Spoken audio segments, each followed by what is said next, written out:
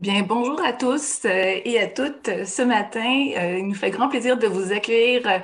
Aujourd'hui, vous êtes plus de 200 en ligne à ce premier webinaire du Réseau québécois COVID Pandémie. Quelques remarques techniques au tout début. Sachez que ce webinaire est enregistré et qu'il sera archivé sur le site du RQCP ainsi que sur celui des fonds de recherche du Québec avec le PowerPoint qui est utilisé présentement. La durée du webinaire est prévue d'environ 1 heure. Nous allons d'abord vous faire une présentation de 20 grosses minutes là, sur l'organisation du réseau ainsi que sur ses activités. Ça sera suivi par la suite d'une période d'échange avec vous.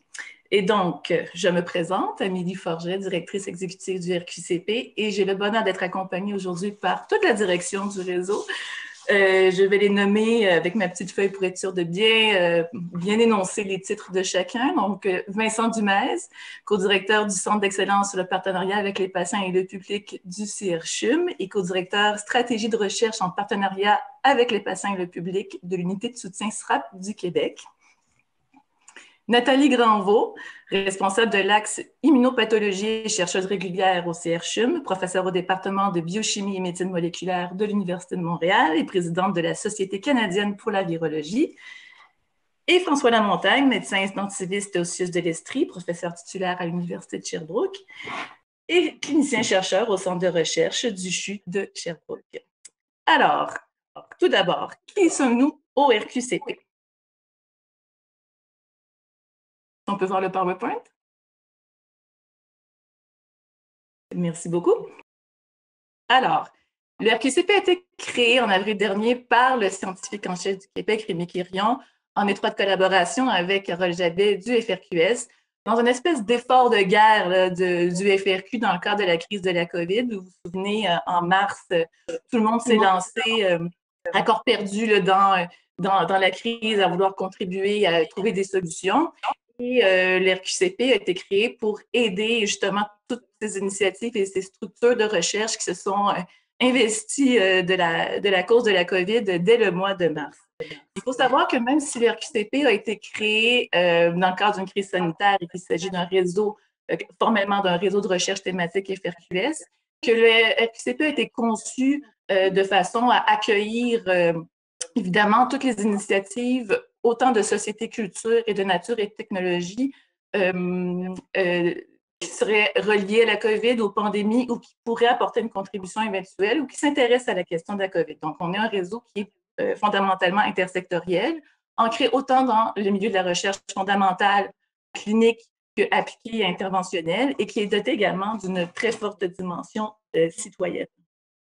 Concrètement, comment ça s'articule dans le cadre d'un mandat?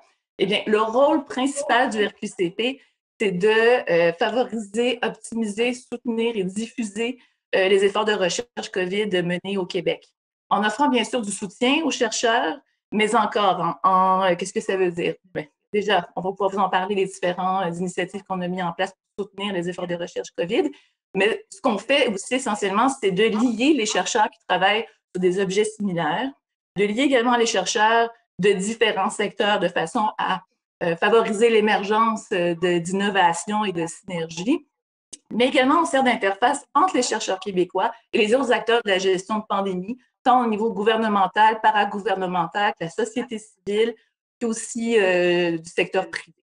Et finalement, troisième dimension de notre mandat, c'est d'assurer la gestion de l'accès échantillons aux données de la biobanque québécoise de la COVID-19 qui siège à McGill et qui était créée dans la même veine que l'RQCP.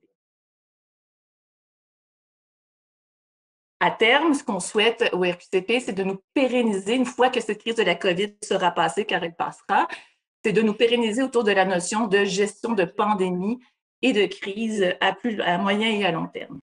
Effectivement, avec le mandat que Amélie vous a décrit ici, comme vous pouvez le comprendre, la recherche québécoise dans le contexte de la crise actuelle et d'une future éventuelle pandémie a dû en fait innover et en fait de manière très rapide. Et en fait, ce qui est apparu assez vite, c'est qu'elle doit se doter d'une nouvelle configuration en fait qui lie la recherche de pointe avec les différents acteurs de la société comme comme Amélie vous l'a précisé, donc les décideurs, les administrateurs du réseau de la santé et tous les autres acteurs impliqués dans la gestion de la pandémie. Et pour ça, donc, le réseau, pour obtenir le mandat qui vous a été décrit, on a déterminé 3 objectifs. Le premier étant, bien entendu, la coordination.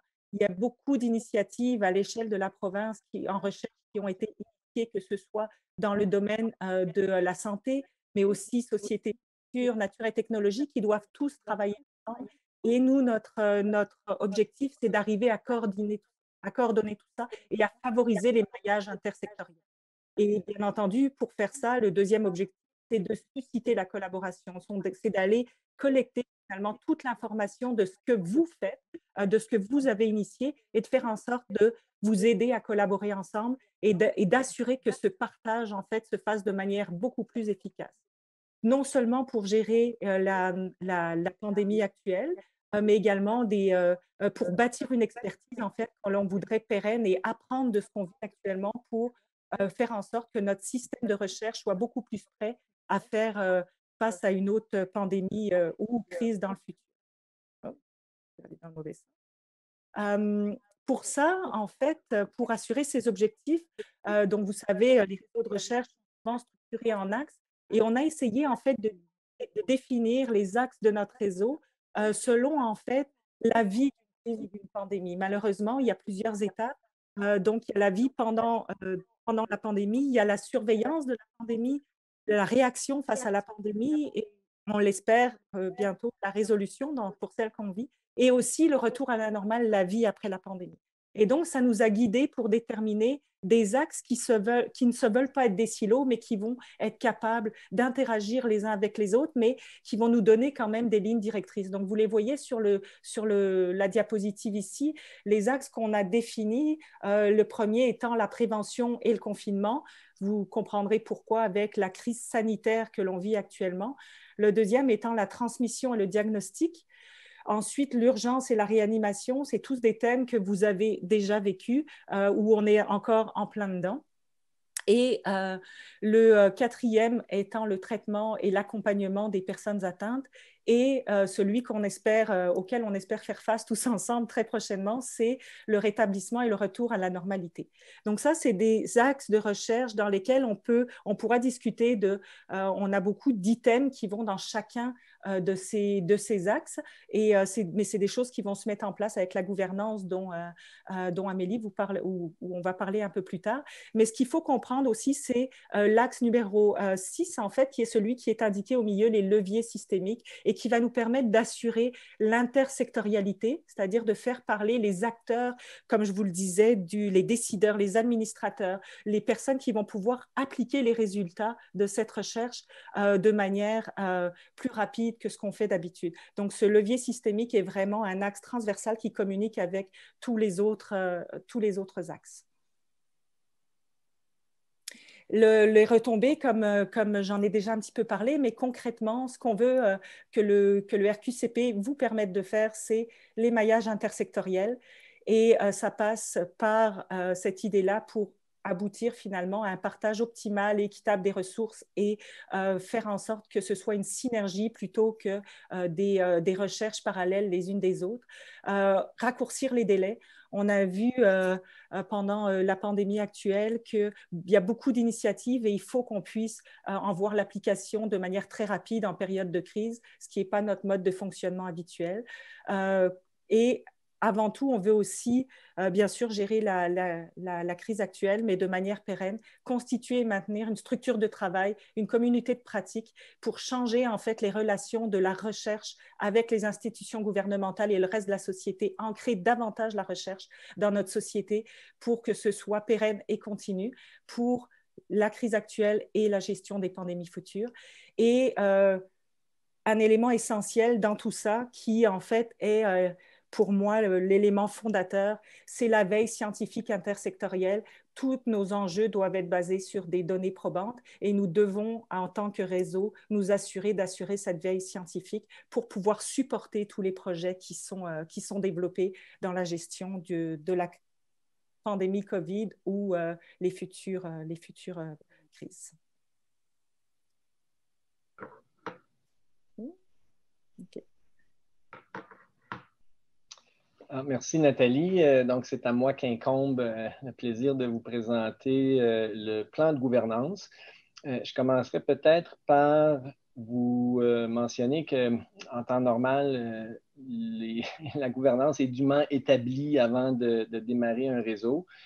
Dans ce cas-ci, pour des raisons évidentes, on a eu à répondre à plusieurs mandats en même temps, alors même qu'on mettait en place le plan de gouvernance que je vous présente aujourd'hui. Et donc, c'est un work in progress, si je peux m'exprimer ainsi. Bon, néanmoins, le plan est clair et donc, je vous explique peut-être en commençant par le bas de la diapositive, donc par le comité exécutif qui est constitué d'Amélie, Nathalie, Vincent et moi. Comme nous sommes trois co-directeurs appuyés par la directrice exécutive, là, Amélie, le chef d'orchestre de nos activités, on s'est créé une petite case spéciale et c'est là qu'on discute des activités quotidiennes du réseau. Pour le reste, le gros de la structure de gouvernance correspond à ce qu'on retrouve assez souvent ou normalement dans des réseaux FRQ. Donc, on est appuyé dans nos activités par un comité de direction qui doit veiller au fonctionnement équitable et transparent des activités du réseau et entériner, superviser tout ce qui est lié à l'administration, par exemple, la mise en place et la révision là, des activités du réseau, l'approbation du budget, etc. L'autre conseil important, c'est le conseil scientifique qui est responsable ou qui est interpellé là, par la réalisation du plan d'action stratégique du réseau et donc préoccupé là, de tout ce qui est, de ce que les orientations scientifiques soient respectées et de tout ce qu'on va mettre en œuvre pour maximiser les collaborations et les échanges scientifiques entre les membres et les axes du réseau. Évidemment, les membres de ces deux comités-là seront suggérés par nous, par les directeurs, par le comité exécutif, mais la participation au comité devra être, de chacun des membres, devra être entérinée par l'Assemblée des membres. L'Assemblée des membres est donc constituée de tous les membres réguliers du réseau. Les invitations et le processus d'adhésion, tout ça, ça a été mis en place assez récemment, mais on compte déjà un assez grand nombre de membres. Je pense qu'on a dépassé 120 membres déjà et on s'attend à ce que ce nombre-là augmente prochainement, simplement du fait que plusieurs de nos collaborateurs, des gens qui travaillent déjà avec nous, n'ont pas complété leur adhésion. Et donc, à tout le moins, on a déjà dépassé la centaine de membres. C'est au directeur, donc c'est à nous de convoquer l'Assemblée des membres, ce qu'on envisage de faire assez tôt en 2021. Donc, jusqu'à maintenant, les différentes cases que je vous ai présentées ressemblent assez à ce qu'on retrouve dans d'autres réseaux. Avant de laisser mon collègue Vincent vous parler du comité des patients citoyens et de la table de concertation communautaire, je m'attarde à deux cases un peu spéciales. Donc, en haut à droite, vous avez le comité d'accès à la biobanque québécoise pour la COVID-19. Alors, Nathalie vous en dira plus sur la biobanque plus tard, mais disons que c'est un projet qui existe indépendamment du RQCP. Notre mandat, c'est de veiller à l'application des règles d'accès aux données et aux spécimens de la biobanque. Par exemple, c'est à nous qu'est revenu là, de trouver l'officière d'accès et d'inviter les membres du comité d'accès qui est constitué d'environ 13 personnes, si je ne me trompe pas, et donc qui mettent en application des règles qui n'ont pas été écrites par le RQCP. Donc, c'est notre rôle pour ce qui est de l'accès aux données, aux spécimens de la biobanque. Puis pour finir, vous voyez à la gauche de l'écran ce qu'on a nommé une cellule d'urgence. Elle est entourée d'un trait hachuré ou pointillé. Alors, il faut se remettre un peu dans le contexte du début de nos activités. On était en pleine pandémie et donc on était conscient que nos discussions, nos décisions allaient tracer les grandes lignes d'un nouveau réseau. Et Nathalie, Vincent, Amélie et moi, on souhaitait s'appuyer ou puiser dans une espèce de sagesse là, d'un groupe. Donc, on a invité un certain nombre d'individus qui avaient des expertises pertinentes, là, allant de la virologie à la clinique, aux équipements de protection. Et donc, si vous voulez, on a dû, pour des raisons évidentes, outrepasser là, les procédures normales de mise en place d'une gouvernance ou d'un comité, mais on s'est appuyé sur la sagesse de ces gens-là. Ce qu'on vous présente aujourd'hui, c'est le reflet de notre comité exécutif, mais aussi de l'ensemble de nos collaborateurs, y compris ceux qui ont participé aux réunions de cette cellule d'urgence.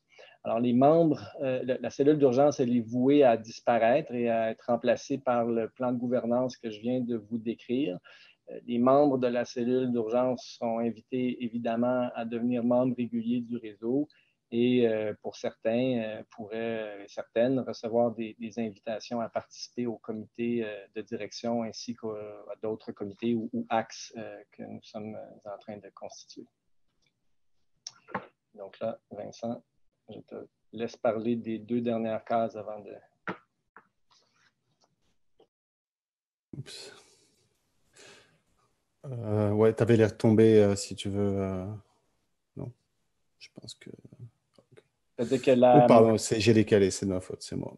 Comité patient. Ok, donc on est très, très heureux ici au réseau. C'est une des raisons de ma présence comme co-directeur, effectivement, en tant que responsable du Centre d'excellence sur partenariat avec les patients et le public de la Faculté de médecine de l'Université de Montréal et du CHUM.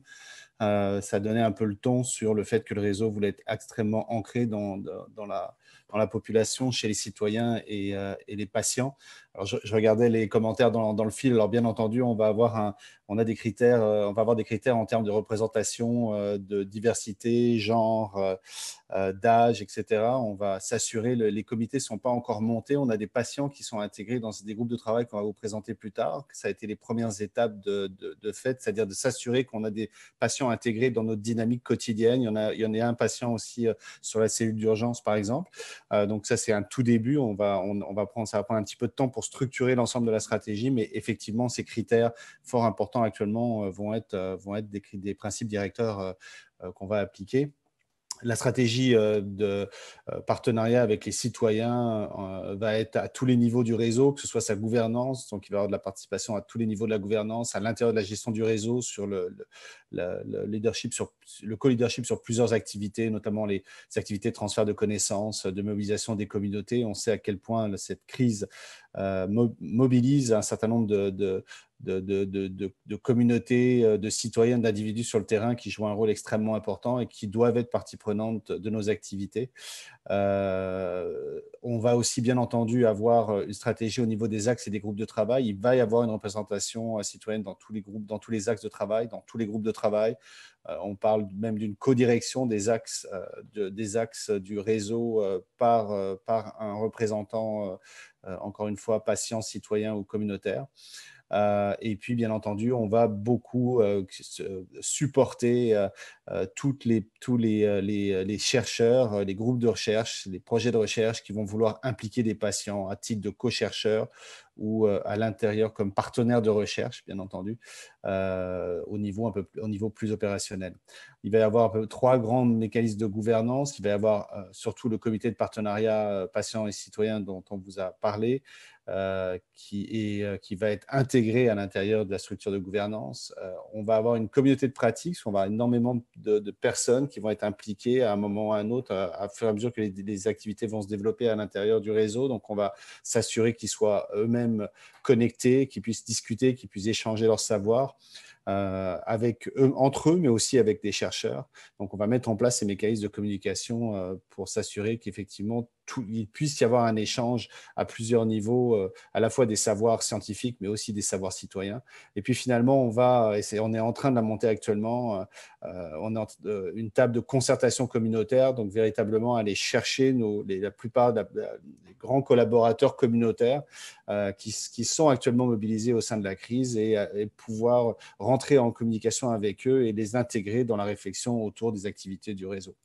Alors, on va avoir aussi on a donc une stratégie qui est assez complexe parce qu'elle va être au niveau patient, au niveau citoyen, au niveau communautaire, mais au niveau patient, on a aussi plusieurs types de patients. On va avoir des patients, bien entendu, atteints de la COVID et des proches qui ont supporté les patients atteints de la COVID, mais on a aussi des patients atteints de maladies chroniques qui subissent les conséquences de la crise actuellement, notamment au niveau de la continuité des services, ou qui ont des savoirs qui peuvent être mobilisables, qui sont utiles dans la crise. Par exemple, les patients qui ont des problématiques d'immunosuppression, par exemple, comme moi, et qui finalement sont très habitués aux pratiques de protection, etc. Donc, on est en train véritablement de monter aussi une stratégie à plusieurs niveaux pour s'assurer d'avoir une représentation en termes de typologie de patients, je dirais ça comme ça, intéressante et représentative de ce que vit la population actuellement à travers la crise Covid. Excusez-moi, c'est mon bouton sur le bouton que j'utilise pour inverser.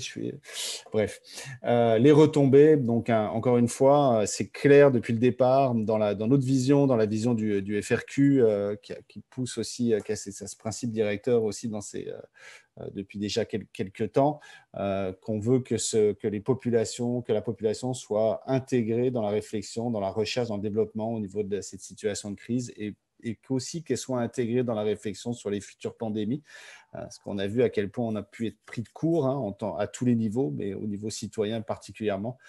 Et bien entendu, ça va dans une optique de démocratisation de la gestion des enjeux de recherche à tous les niveaux et spécifiquement dans ce cadre-là au niveau de la COVID. Alors, je laisse la parole maintenant pour nos activités à ma collègue Amélie. Alors, le temps file, alors je vais passer rapidement sur les activités qu'on a déjà lancées de façon à ce que vous ayez une idée de qu'est-ce qu'on a déjà mis en œuvre et après qu'on ait passé à travers ce qui est présentement en œuvre, nous allons parler aussi de ce qui s'en vient dans la programmation du RQCP. Alors, à la création du réseau, la première activité, la première initiative qui a été menée est une recension qui a été effectuée en avril dernier de tous les projets COVID financés au Québec, histoire de commencer à documenter la cartographie et l'écosystème de la recherche COVID au Québec. Et donc, cette recension-là nous permet de faire plein de choses. Présentement, notre base de données, pour vous donner une idée de grandeur, contient entre 500 et 600 projets que nous avons répertoriés sur les financements, mais aussi suivant des sondages et des sollicitations de différentes institutions. Et donc, on a déjà ces 500-600 projets documentés et qui nous permettent d'une part de comprendre comment s'organise cet écosystème, d'identifier les points forts, les points faibles, les angles morts du portrait de la recherche COVID au Québec, d'identifier les potentiels de synergie également, en voyant qui travaille sur les mêmes sujets, parce qu'il est difficile de le savoir, et donc, quand on est chercheur dans notre institution, et donc, nous, on a cette vision d'ensemble, et surtout, ça nous permet de prendre des bonnes décisions, les meilleures décisions possibles en termes de type de soutien qu'on peut offrir aux chercheurs de la COVID au Québec. Alors, next. De cette recension, et c'est ça qui est intéressant, ont émergé des thèmes transversaux qui vont bien au-delà des axes qu'on vous a présentés et qui se sont imposés un peu dans l'agenda de recherche, en fait, qui sont nés comme ça par une synergie collective des travaux de tous les chercheurs du territoire québécois. Et nous avons pris la décision, comme vous avez compris, on a un agenda un peu double, soit nous constituer en tant que réseau formellement, puis aussi mener des activités immédiates dans le cadre de la COVID. Et donc, on a pris la décision de créer des groupes de travail intersectoriels qui abordent les thèmes qui ont émergé de cette recension. Donc, je vais vous les présenter tout de suite, comme ça vous allez les voir. Et après, on va aller dans les détails. Nos collègues vont vous les présenter un à un. Alors, on a lancé ces 6 groupes de recherche, sont 3 sur des thèmes de la recension, soit l'innovation et l'évaluation en recherche clinique, celui sur la transformation, l'organisation des soins et services et des politiques de santé en contexte de crise, incluant dans notre démarche initiale la question des populations vulnérables que nous avions également identifiées par cette recension, et un dernier groupe sur les équipements de protection. Nous avons été par ailleurs approchés par un partenaire, soit les fondations philanthropiques du Canada, pour initier des groupes de travail un peu plus spécifiques sur la santé mentale des populations, que nous avions évidemment bien sûr identifiées, et sur la communication jeunesse. Donc, fort de cette collaboration, nous avons lancé ces deux groupes, et finalement, nous avons également un groupe sur l'organisation, la place en fait de la recherche fondamentale dans une gestion de crise. En fait, les retombées qu'on attend de ces groupes de travail, d'abord, il y a deux types de livrables. Donc, à court terme, on s'attend à, selon les mandats et les dynamiques et les livrables identifiés dans chaque groupe de travail qui sont tout à fait libres de définir leur propre modalité. Donc, à court terme, bien sûr, c'est d'émettre des constats et des orientations de recherche pour le bénéfice de tous les acteurs impliqués dans la gestion de pandémie, en recherche, mais également au niveau gouvernemental et paragouvernemental et au niveau de la société civile. On veut aussi favoriser des maillages intersectoriels. Comment? Parce que nous avons été très soucieux de la composition de ces groupes-là de façon à mettre en relation des experts qui présentent des connaissances vraiment spécifiques, complémentaires, autant dans le milieu de la recherche qu'au niveau des différentes institutions qui sont impliquées relatives à l'enjeu identifié. Donc, ça permet des mariages intersectoriels et à terme d'atteindre notre objectif de mise en place d'une communauté de pratique de la gestion de pandémie à moyen et à long terme. On va vous les présenter quand même. Je pense que ça vaut la peine de prendre un petit moment pour quand même vous parler un peu du mandat de chacun de ces groupes-là, histoire que vous les connaissez bien. Je vous invite par ailleurs, si vous voulez avoir plus d'informations sur leur composition, à consulter notre site Internet. Donc, François, je te laisse présenter ton groupe de travail. Oui, bien, c'est... oui. Alors, évidemment, très, très brièvement, moi, vous avez compris là, que nous avons des expertises complémentaires. Amélie, Vincent, plutôt du côté là, des sciences humaines. Donc, on est très, très soucieux là, de besoin d'intersectorialité. Évidemment, moi, je suis le clinicien là, dans le groupe, donc sans surprise, ce groupe de travail dont j'assume la présidence pour l'instant, probablement de manière intérimaire, s'est constitué un petit peu en réponse aux préoccupations de plusieurs acteurs qui voyaient l'évaluation, le démarrage de la recherche pendant la crise, voyant que ça se faisait de manière peut-être perfectible, disons ça comme ça. Alors, que ce soit parce que des chercheurs avaient qui œuvrent surtout dans le monde préclinique, avaient des idées, des projets et tentaient de faire le bon en recherche clinique et trouvaient ça difficile.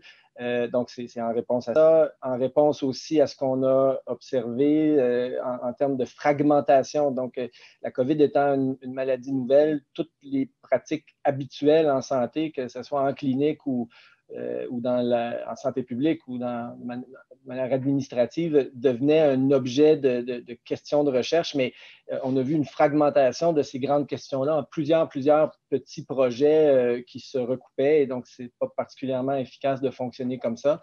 Donc ça aussi, ça fait partie des choses qu'on discutera. De même que l'intégration des activités de recherche qui sont nécessaires, qui sont au cœur de la mission du RQCP, mais ces activités-là de recherche doivent s'intégrer à un appareil, à un système de santé qui est déjà taxé par la crise. Et donc, c'est un peu ça l'ensemble des discussions qu'on aura et qui vont cumuler, qui seront résumées dans un rapport qu'on partagera avec les acteurs concernés.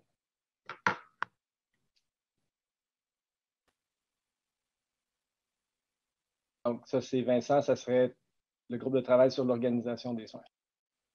Le groupe de travail sur l'organisation des soins et services est un groupe qui vise principalement donc, à identifier tous les ajustements, adaptations, voire transformations nécessaires en matière d'organisation et de politique de santé.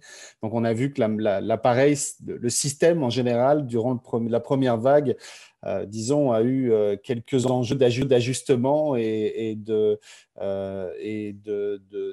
je dirais, d'adaptation à des logiques à la fois du haut vers le bas, mais aussi d'un point de vue transversalité, horizontalité.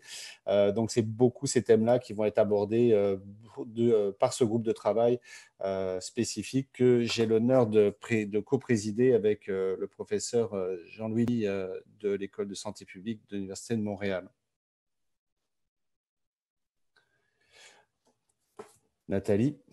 Oui, donc je vais vous parler du groupe de travail sur les équipements de protection. Comme vous en avez tous entendu parler, les équipements de protection constituent en temps de pandémie et en temps de crise un facteur extrêmement stratégique. On s'est vite rendu compte que la pénurie de ces équipements remettait en fait tout en cause dans le fonctionnement de nos services de soins aux patients, de protection du personnel hospitalier, de protection des patients et de protection de la population en général.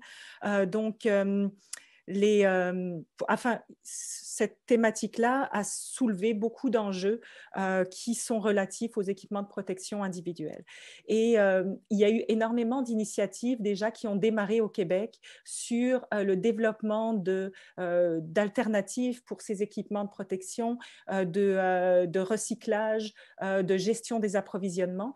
Donc, on a mis sur pied en fait un groupe de travail qui a pour mandat en fait de mobiliser les connaissances de pointe sur ces équipements en lien avec les différents aspects que je vous ai mentionnés, mais ça va de l'approvisionnement à la conception, la fabrication, le recyclage, l'utilisation et la distribution à l'échelle québécoise.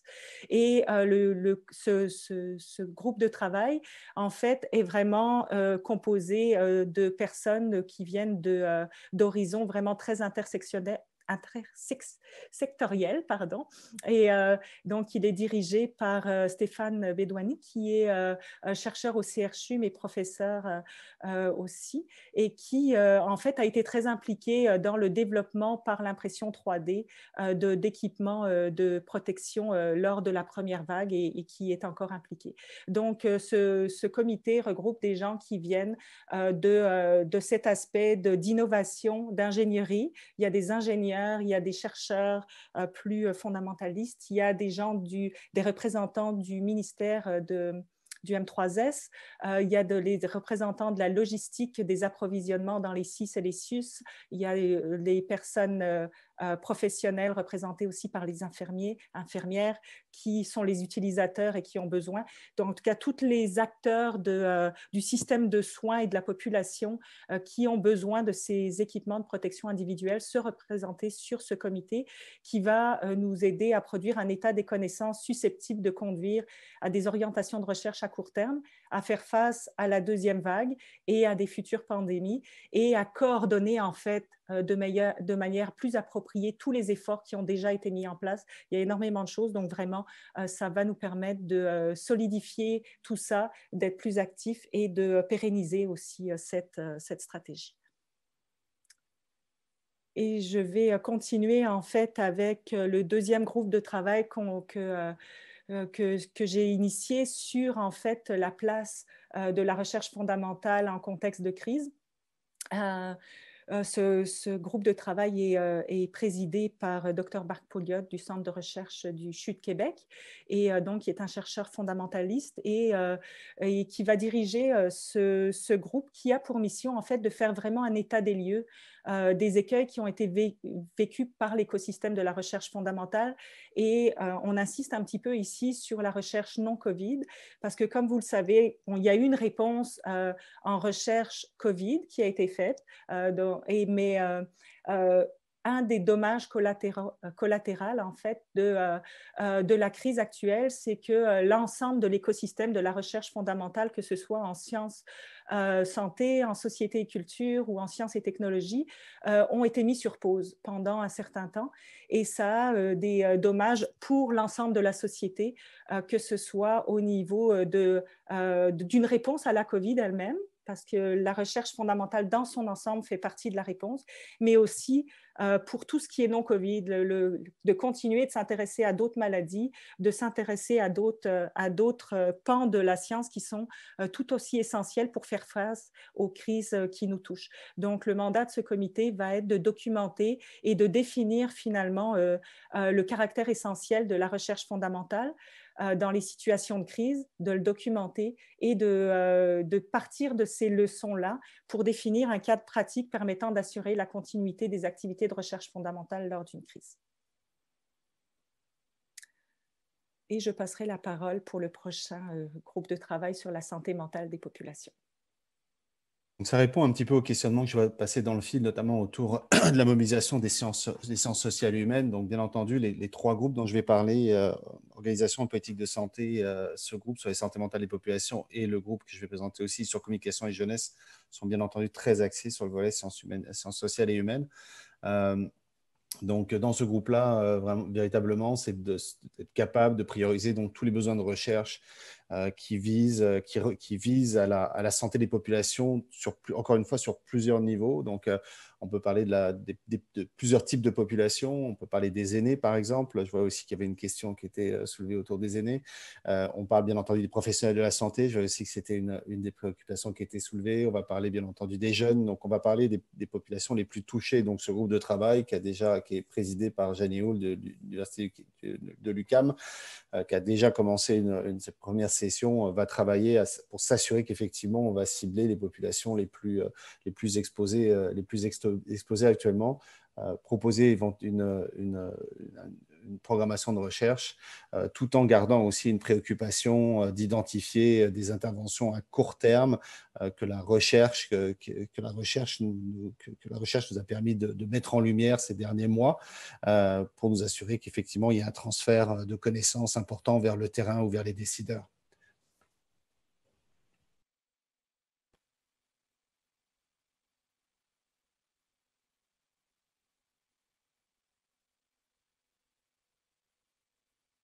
Le groupe communication jeunesse est un groupe qui est à peu près dans la même optique que santé mentale des populations. Donc, pareil, se concentrer particulièrement sur cette question-là, la question de comment aujourd'hui on est capable d'atteindre des populations plus jeunes, à la fois pour les sensibiliser et puis les sensibiliser aux risques et aux impacts de la situation avec la Covid et la pandémie, avec à peu près la même logique que pour le groupe de travail sur la santé mentale des populations, c'est-à-dire établir une programmation de recherche, puis aussi en parallèle, encore une fois, comme le disait un peu, quand l'ont répété mes collègues, on a toujours cette espèce de travail à deux niveaux, en essayant de planifier pour du moyen terme, moyen et long terme, en étant toujours aussi à court terme pour voir quelles sont déjà les approches éprouvées qui ont été identifiées, évaluées par la recherche et qui peuvent être utiles notamment pour une deuxième vague autour de cette question-là. Donc,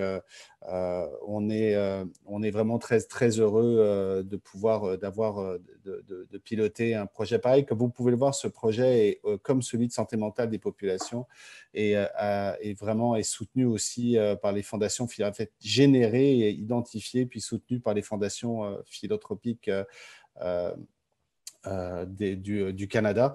Et voilà, merci beaucoup.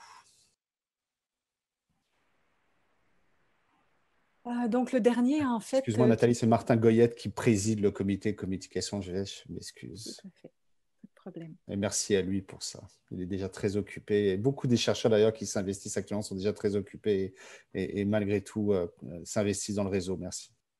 Oui, tout à fait raison, Vincent. Je vais finir avec les groupes de travail par vous présenter en fait un comité qui est encore naissant et qui est en ébullition de commencer, qui est le comité de veille scientifique stratégique dont je vous ai mentionné dans les retombées qu'on voulait mettre en place pour le réseau. C'était de s'assurer d'une veille en fait des données probantes qui peuvent soutenir les décisions et les actions qui sont réalisées dans le cadre de la gestion de la crise. Et en fait, pour ce faire, on on est en train de finaliser la mise sur place d'un comité d'experts en recherche dans différents domaines. Et là, ce n'est pas exclusif, ce n'est pas exhaustif encore, mais bien entendu, il y a les aspects de virologie, d'immunologie qui sont essentiels en ce moment dans le cas de la crise COVID-19, mais aussi également des expertises en épidémiologie, en soins aux patients sur les différents aspects, que ce soit l'aspect clinique, santé mentale, tout ce qu'on a discuté. Donc, c'est d'avoir un groupe qui peut faire une veille très, je dirais, agile des données qui sortent très rapidement. Vous le savez certainement tous, notre connaissance de la crise actuelle évolue extrêmement vite comparé à ce qu'on a l'habitude, et il faut s'assurer de pouvoir avoir une ressource qui permet de collecter ces données et de les analyser quasiment en temps réel pour informer notre communauté, et que cette ressource, en fait, pour laquelle on va écrire des notes de service, soit mise à la disposition de tous les gens qui en ont besoin, dont les acteurs gouvernementaux et paragouvernementaux, et qui nous permettront de documenter justement l'évolution rapide et de soutenir l'utilisation de données probantes dans la gestion de la pandémie. Donc, c'était ce qu'on voulait vous présenter pour les groupes de travail qui ont déjà été mis en place. Bien sûr, il y en aura d'autres, et je suis certain, à voir les commentaires qui vont passer, qu'on risque d'avoir quelques courriels et quelques volontés dans des groupes de travail que la communauté juge pertinentes et qui mériteraient l'attention de la communauté. Là, je vais vous présenter en fait ce que François avait déjà mentionné. C'est une autre activité du réseau, en fait, qui nous a été, en fait, un mandat qui nous a été donné par le FRQS, les FRQ en général, et qui est d'assurer en fait un partenariat avec la biobanque québécoise de la COVID-19. Donc, comme vous le savez, la réponse à la crise de la COVID-19 en niveau de la science fondamentale et clinique nécessite pour beaucoup de projets de recherche d'avoir accès à des données des individus infectés par le SARS-CoV-2, mais également des individus non infectés, pour pouvoir avoir une vision des différentes problématiques, poser différentes questions, donc des données, mais également des échantillons biologiques. Et pour ça, les FRQ et puis surtout le FRQS et Génome Québec ont mis en place la biobanque québécoise de la COVID avec le soutien de différentes institutions au Québec dans lesquelles différents groupes de recherche, différents chercheurs se sont mobilisés pour collecter les échantillons et les données de centaines, même plus. Je pense que le but, c'est plus que 1000 patients dans cette biobanque. Les choses sont allées très vite, ça a beaucoup progressé.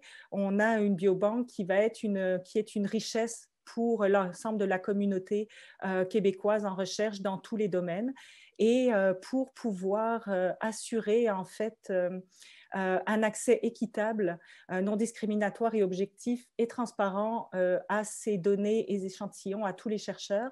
Le RQCP a eu comme mandat de s'assurer de mettre en place la procédure d'accès. Et donc, pour ce faire, nous avons en fait, nous suivons les directives mises en place par le comité de gouvernance de la biobanque, et nous avons mis en place un processus d'évaluation. Pour ceux d'entre vous qui avaient reçu l'information, vous avez vu qu'on a fait une première vague, si j'ose utiliser ce mot aujourd'hui,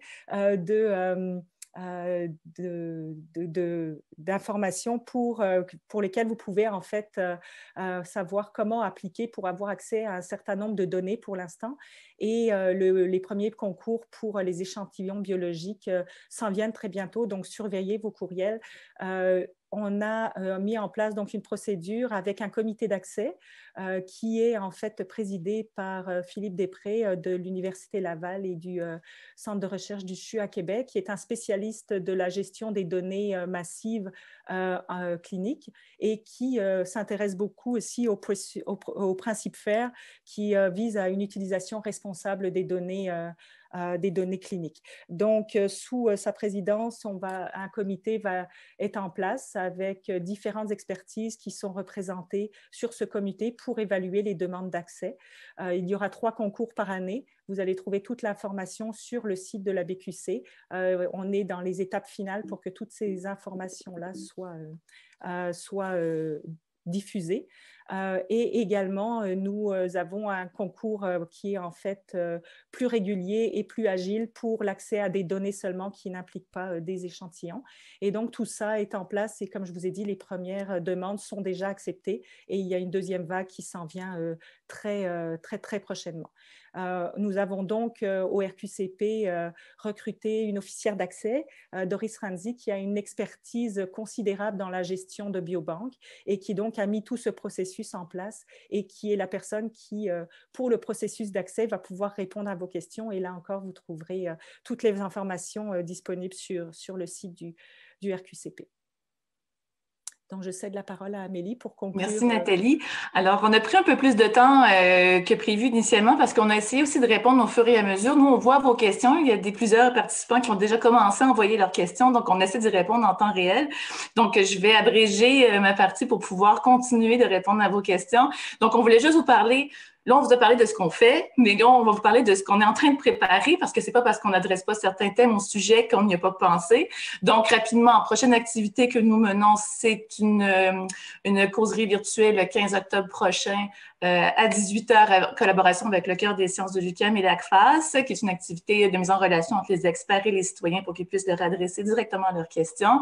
Et on a également un prochain webinaire sur le thème de la télésanté prévu pour le début du mois de novembre en collaboration avec le réseau de recherche en santé bucco-dentaire du Québec et osseuse, pardon, du Québec. Mais ce dont je voudrais vous parler avant de passer vraiment aux questions-réponses qui restent à y couler, c'est que nous sommes évidemment en train de travailler sur d'autres initiatives.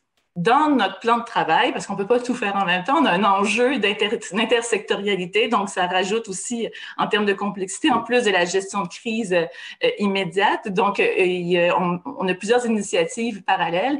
Donc, je tiens à mentionner que toute la question des autres populations vulnérables, on m'a parlé dans le fil de discussion des aînés, évidemment qu'on y pense à la question des aînés, puis qu'il y a déjà des discussions qui se font là-dessus. C'est pas parce qu'il n'y a pas de groupe de travail déjà lancé qu'il n'y a pas de préoccupation. Au contraire, on doit tout déployer nos axes de recherche dans les prochaines semaines, les prochains mois, mettre en place notre table de concertation communautaire où il y aura évidemment un souci de représentativité des différentes populations.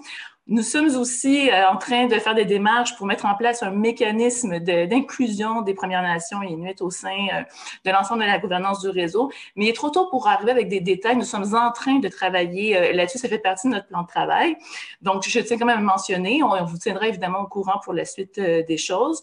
Nous sommes à travailler également des partenariats en matière d'accès et de partage des données de la recherche COVID. Également, nous sommes en train de développer une offre de services en transfert des connaissances. Ça fait partie des prochaines étapes que le réseau souhaite franchir, en plus de la mise en place de la gouvernance, conseil de direction et tout ce dont on vous a parlé jusqu'à présent.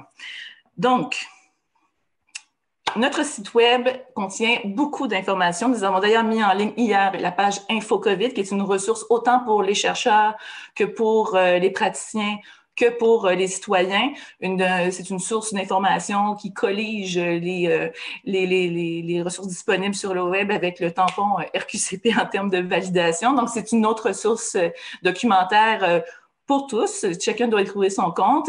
Et vous allez trouver toutes sortes d'informations sur nos initiatives, mais aussi pour devenir membre en ligne. Je voyais des commentaires dans le fil sur « Ah, on aimerait être en relation avec les autres personnes qui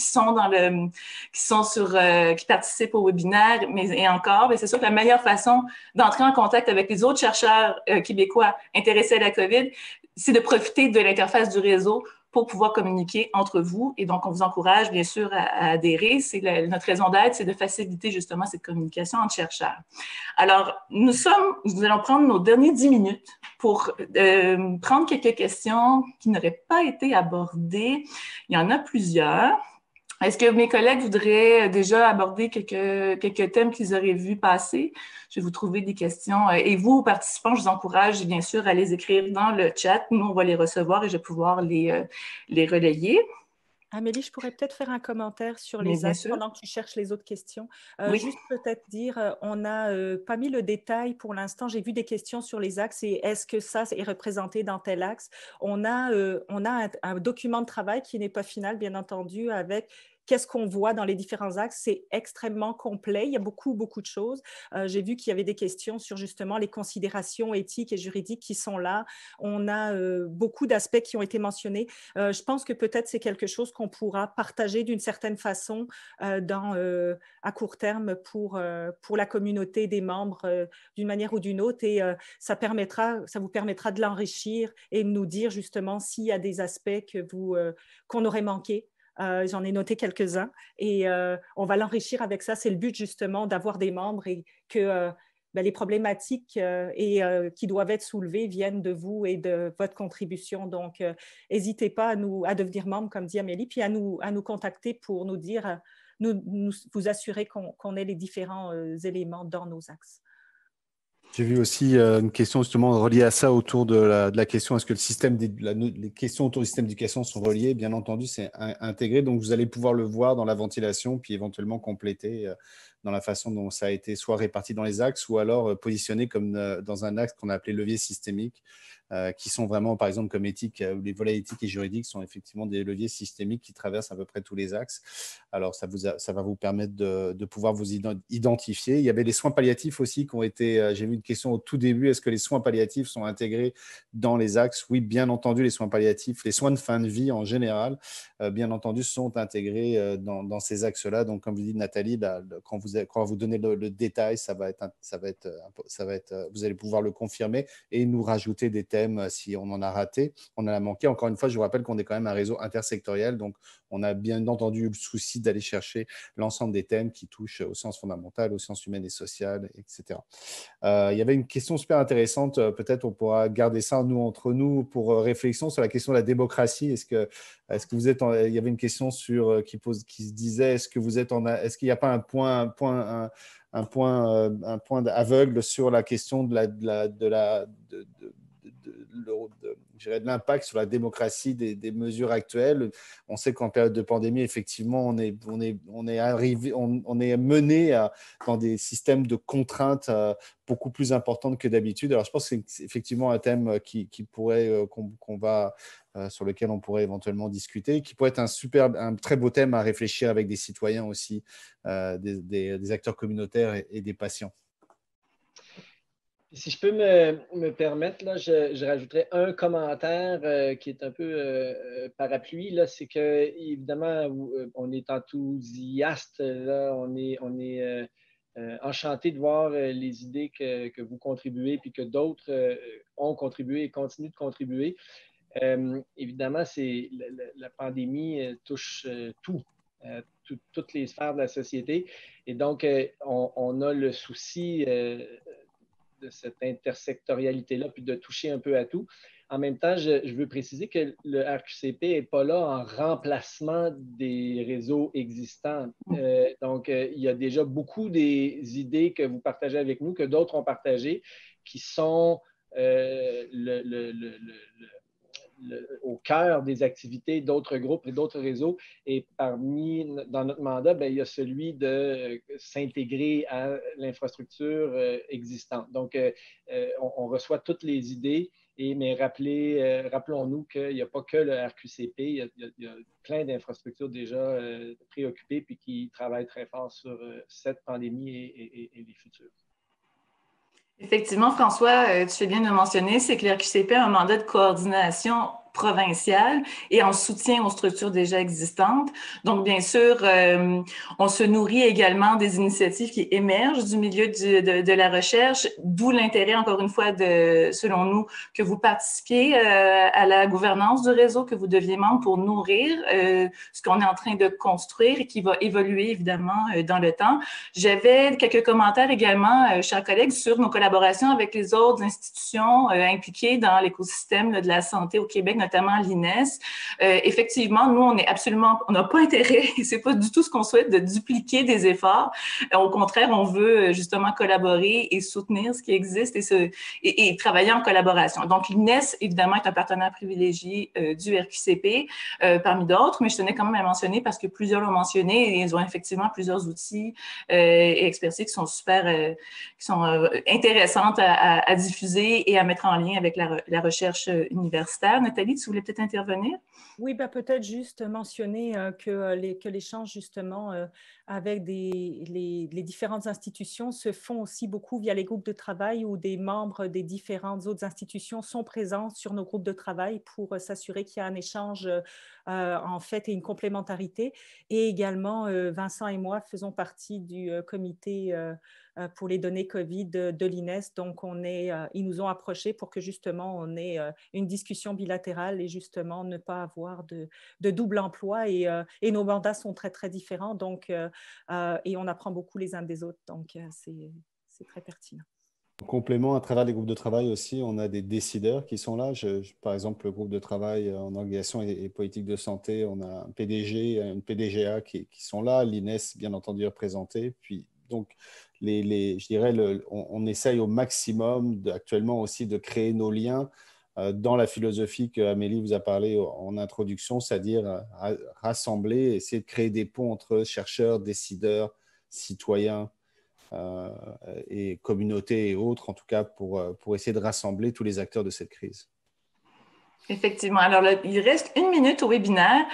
Écoutez, il y a toutes sortes de questions. On a reçu toutes sortes de questions, certaines plus précises, d'autres plus élargies. Ce qu'on va faire, c'est qu'on va préparer un question-réponse à partir des échanges que nous avons eus sur le clavardage et nous allons donc répondre à ces questions par écrit et les mettre en ligne sur notre site. Donc, je le répète, le www.rqcp.ca. Je l'ai mis dans l'échange aussi du clavardage pour ceux qui voulaient avoir la référence. Et donc, on va mettre autant le webinaire, le PowerPoint que cette séance de questions-réponses en détail sur notre site web. Le webinaire va être également disponible sur le site des Fonds de recherche du Québec.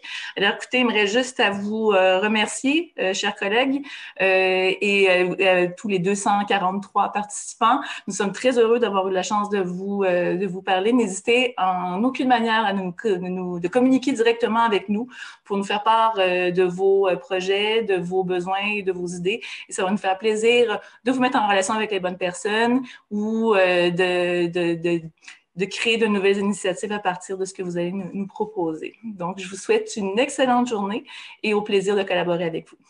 Au revoir à tous. Merci.